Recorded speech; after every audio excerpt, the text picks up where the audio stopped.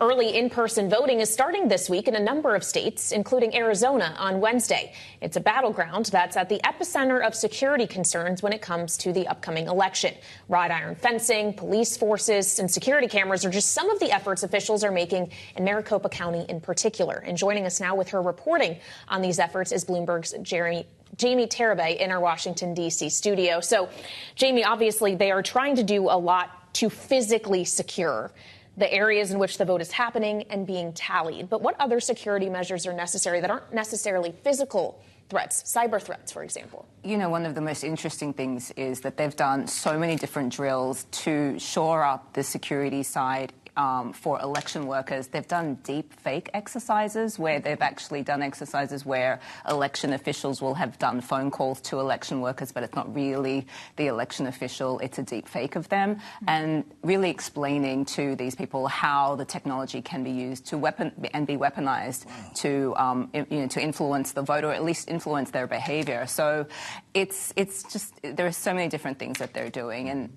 there's also just, they're tracking everything, they're auditing everything, and everyone who swipes their badge to get through into those rooms, that's all logged. And, you know, it's a lot, but I think that out of an abundance of caution, and of course, given the experience that they had 4 years ago, it feels pretty merited. Well, this show of force is not a surprise, I suppose, and I suspect it's aimed at creating confidence, instilling confidence in the system. Does it also make some people worry about Big Brother, that this is exactly what we were worried about? We can't see what's going on behind the iron bars and the mounted police.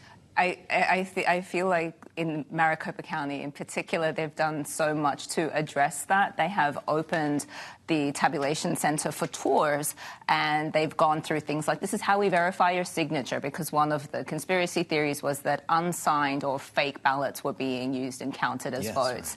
And one of the other things that they do is there are 2 separate surveillance camera systems, including one that is a live stream 24 hours a day. You can actually go online and see it. So they may have a fence that you can only go through if you've been cleared, but on the inside they are trying to show people and give them as much access as possible to what is actually happening behind all those closed doors. Yeah. Is part of this also teaching people that we're not going to know necessarily who the president is on the night of the election?